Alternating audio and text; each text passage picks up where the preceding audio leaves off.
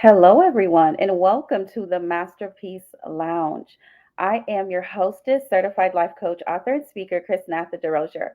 So, as you join us, say hello down in the chat and let us know where you are tuning in from. If this is your first time, welcome. This is our corner of the internet where we have compelling and insightful conversations to help push our personal and professional lives forward. Today's topic is really a special one. And as you've already seen in the title, today's topic, we're talking about true freedom. What does freedom look like, right? And so that is relative. So we all may have a definition of what freedom looks like for us. And we're going to talk about what that could look like in different aspects of our lives. All right. And so we're going to be talking about freedom. And at the end of the day, nothing can compare to having and feeling true freedom in different aspects of our lives. So we're going to jump right in. And in talking about freedom, there are a few aspects that I want to touch on, right? And the first one is mental freedom, right? So we want to talk about just some steps, some principles to help guide us toward true freedom. The first one is mental freedom. What is mental freedom? So self awareness, let's touch on that for a moment. Self awareness is when you understand your thoughts, you understand your beliefs, your belief system, even your biases, right? So you could recognize what influence your thinking, and you make conscious efforts to think independently. So that's mental freedom. You are not just trying to jump on the bandwagon and think like everybody, but you are a individual in terms of your thinking, right? And you do not have to align with what everyone else thinks, right? But you want to make sure that you're keeping um, mindful of your belief system in terms of how you're thinking and your mindset, as well as facts, right? And what is true. In terms of mental freedom, pursuing that, you want to make sure that you embrace continuous learning, right? Always be open to learning and growing. So stay curious, stay open minded, educate yourself, seek knowledge. Um, from sources that help broaden your perspective, but that also align with your belief system. Mindfulness is so important as well, that we practice mindfulness and that we remain present. And because that helps reduce the impact of stress and anxiety on our mental state. So we want to make sure that we do that as well. The next type of freedom is emotional freedom. This is so key because we want to think about things like self acceptance, emotional regulation, and healthy relationships. So, all of those are some really incredible aspects to consider and continuously work on as an individual, right? So, first, self acceptance, embrace your emotions. Your feelings are valid, right? So, embrace them, don't hide from them, feel them, understand where they come from. It's okay to feel them. Accept yourself without judgment. And then, in going back to self awareness, you can start to really uncover the layers, peel back the layers in terms of where is this coming from? Why do I feel the way that I feel? Right? Where's this coming from? Another thing is emotional regulation. This is so important. So we need to make sure that we're learning techniques to help manage our emotions effectively. We can do this by deep breathing. I know that helps me with any type of anxiety or nervousness. Journaling is extremely helpful, or even talking to a trusted friend or a professional, a therapist, right? And so regulating your emotions is going to be important because though our emotions are important, we want to make sure we're not being led by them, right? We're being led by facts, we're being led by what is good for us in the long run, not just in the moment, okay? Next thing to consider in terms of emotional freedom is healthy relationships. Keyword healthy. Okay, so surround yourself with supportive and positive people. No toxicity allowed. Okay, so set your boundaries to protect your emotional well being. Boundaries are your friend. Number three is financial freedom. What does financial freedom look like, right, for you? One thing to consider is budgeting and saving. So if you're not doing this already, I encourage you to start today. Create a budget, stick to it, find a way to get some accountability, right? Save a portion of your income regularly. Why? So that you can build financial security. You can't spend everything that comes in, right? There has to be saving, investing, and all of the things, but start with saving. That is imperative. Also, investing. Invest wisely to grow your wealth. I am not a financial expert, so I'm not going to be giving you any deeper advice regarding that. But as you learn and educate yourself about it, you can invest wisely, right? So diversify your investments and seek professional advice if needed. Also, debt management. So, we want to avoid unnecessary debt and work towards paying off existing debt to reduce financial stress. We are in a very interesting time, right? Where just things are different, economy wise, and so forth. And so, we want to make sure that we're not adding on unnecessary debt to our plate, but we're removing debt, right? And so, I speak debt cancellation over your life. But you're going to have to activate your faith in that area by making good financial decisions.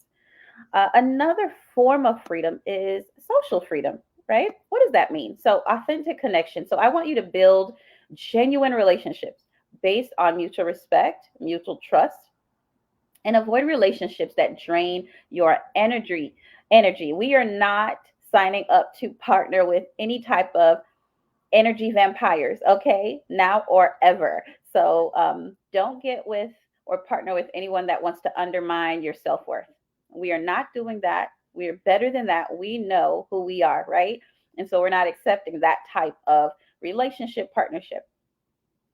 Next thing is, in terms of social freedom, is community involvement. Are you involved in your community? Is there causes that mean a lot to you? If so, engage with your community, right? Contribute positively. Some of us are extremely busy, so we may not be able to give as much time as we'd like, but find a way that works for you and your schedule, right? Or carve out some time, right, to volunteer. Because volunteering and activism can provide a sense of purpose and belonging for you. And so I also want to encourage you to set your boundaries. So, what does this mean? I want you to assert your boundaries and respect other people's boundaries, right? Learn to say no without feeling guilty. So, here's the thing, you don't have to explain your boundaries to people, you just are expecting them to respect it, right?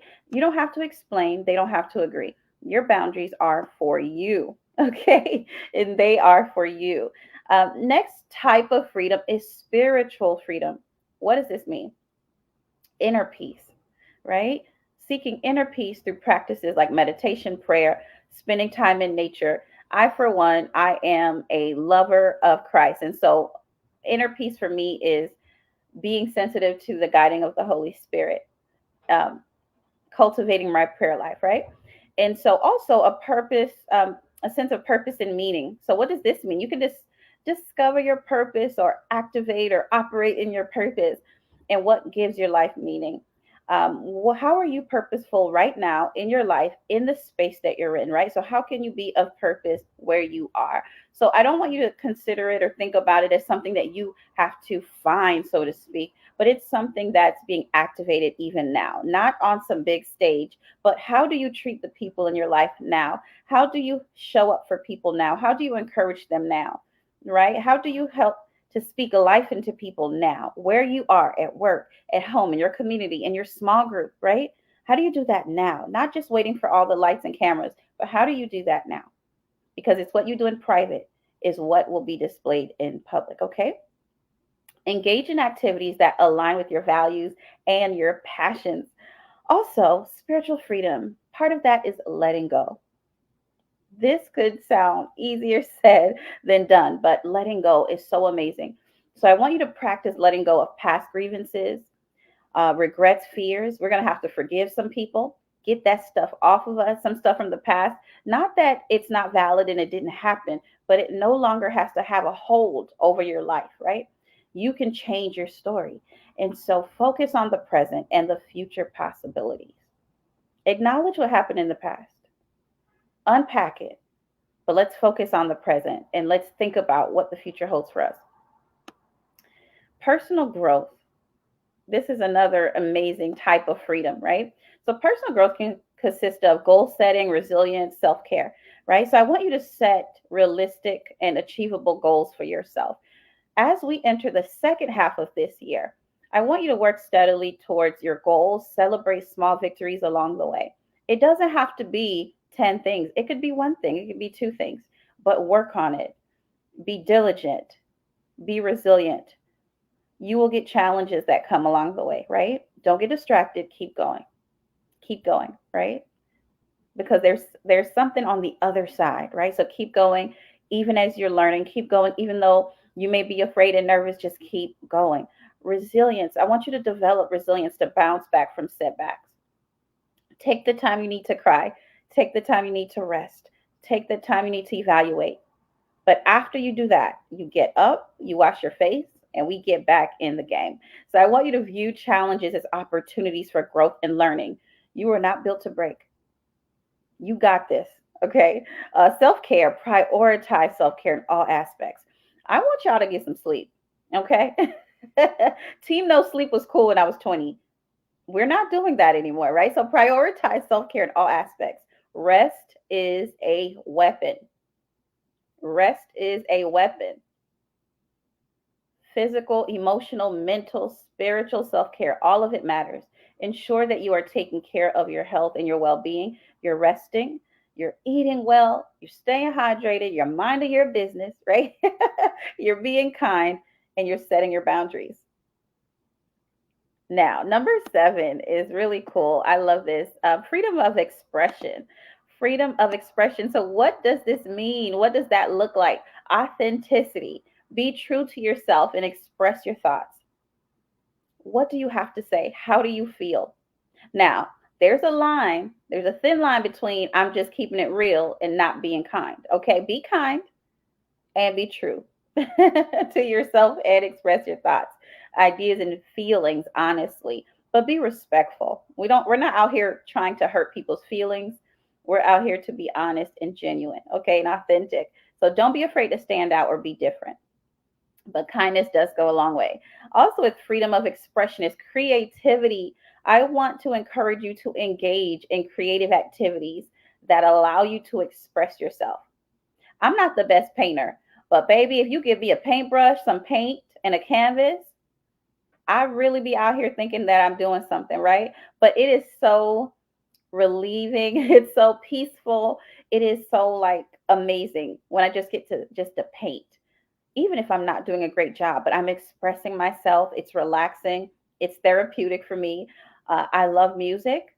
And so I also love writing. So those are some of my creative things that I love to do. And so when things get a little bit heavy, I just tap into my creative bag, right? So engage in activities that allow you to express yourself.